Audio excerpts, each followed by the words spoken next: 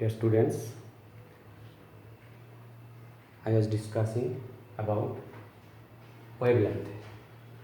Wavelength means distance between two consecutive crests, or distance between two consecutive trap, or distance between two consecutive compression or consecutive rarefaction, or distance traveled by the disturbance in the time in which the particles complete one vibration.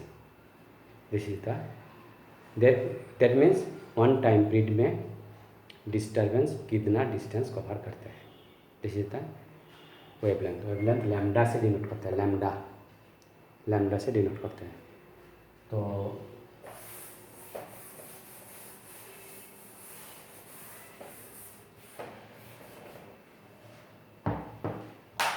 Wave velocity क्या होता है? Wave velocity v equal to distance by time taken, distance by time. Suppose this time is time period. Then this distance will be wavelength. क्योंकि according to definition, one time period में कितना distance cover करे, this is the wavelength. But what is 1/t? New होता है frequency. 1/t equal to क्या होता है? New. तो new lambda. This is the relation between wave velocity, frequency and wavelength. Okay. Now characteristics of wave motion.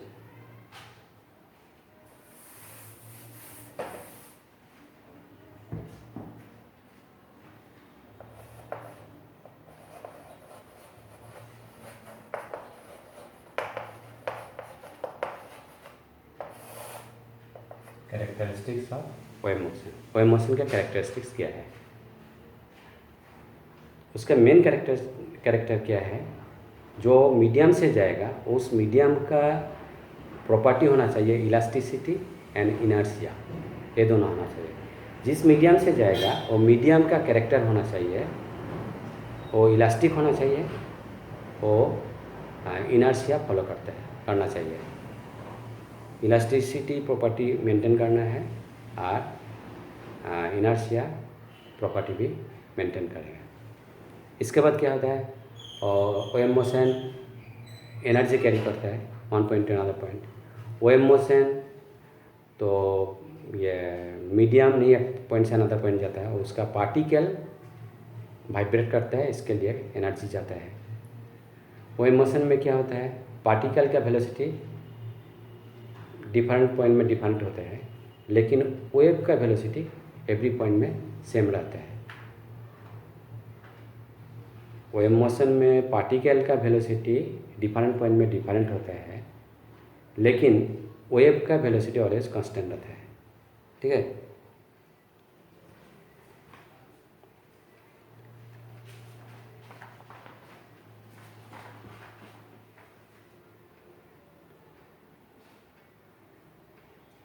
तो हम लोग को क्या क्या मिला? वेव मोशन में क्या होता है? एनर्जी कैरी करके एक पॉइंट से अनदर पॉइंट लेके जाता है, लेकिन वहाँ पे मीडियम एक पॉइंट से अनदर पॉइंट नहीं जाता है.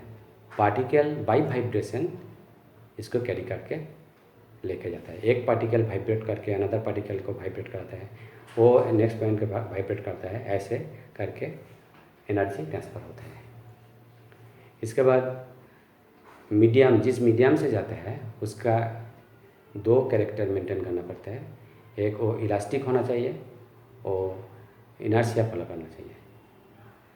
इसके बाद वेव जो माने प्रोपागेट कर रहा है, वेव का वेलोसिटी एवरी पॉइंट में सेम होता है, लेकिन पार्टिकल का वेलोसिटी चेंज होता है. वो जब वाइब्रेट कर रहा है उसका मीन पोजीशन में मैक्सिमम होता है, जब एक्सट्रीम पॉइंट में जाता है तब मिनिमम हो जाता है, जीरो हो जाता है. इसलिए पार्टिकल का वेलोसिटी डिफरेंट पॉइंट में डिफरेंट होता है, लेकिन वेव का वेलोसिटी कांस्टेंट रहता है. ठीक है. इसके बाद देखो ट्रांसवर्स वेव एक स्ट्रेस स्ट्रिंग का ट्रांसवर्स वेव का वेलोसिटी क्या होता है? स्ट्रेस स्ट्रिंग का v equal to root over of t by m. This is the expression for velocity of transverse wave in stressed string. एक स्ट्रिंग ऐसे खींचे, उसमें जो वेव मूव करेगा, वेव का वेलोसिटी होगा t equal to √T/m। This is transverse wave. This is for transverse wave. Transverse wave का speed होता है v equal to √T/m। t क्या है? t is the tension in the string. Tension in the string, string में जो tension होता है, suppose यहाँ पे एक नोट दिया या स्ट्रिंग है, तो उसका जो टेंशन होता है, फोर्स होता है, this is the tension in the string. And m is the mass per unit length. Suppose इतना बड़ा यह स्ट्रिंग है, इसका एक मास कैपिटल M, इसका लेंथ कैपिटल L, तो मास स्मॉल n होगा capital M by small l, capital L। This is the mass per unit length.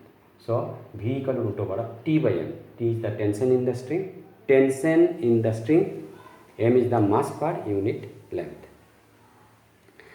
Longitudinal wave का एक रॉड का लॉन्जिट्यूड, ट्रांसवर्स वेव का वेलोसिटी स्पीड। अभी longitudinal wave का एक रॉड का स्पीड होता है v equal to √y/ρ। v equal to √y/ρ। This is the velocity और speed of longitudinal wave of a rod। y is young modulus, rho is the density of the rod, rho is the density, y is the young modulus। And in case of liquid, speed will be k by rho, सब longitudinal wave का। ये transverse wave के साथ stress string के लिए v equal to √T/m। अभी सब longitudinal wave का चलता है। लॉन्जिट्यूडिनल वेव का रॉड का स्पीड होता है √y/ρ। y is Young modulus, ρ is density. Liquid में क्या होता है? लिक्विड में v equal to √k/ρ। k means bulk modulus, ρ means density of liquid. और एयर में और गैस में v equal to this is also k/ρ। this is the bulk modulus of gas or air, and this is the density of gas or air। ठीक है। Transverse wave velocity √T/m for string।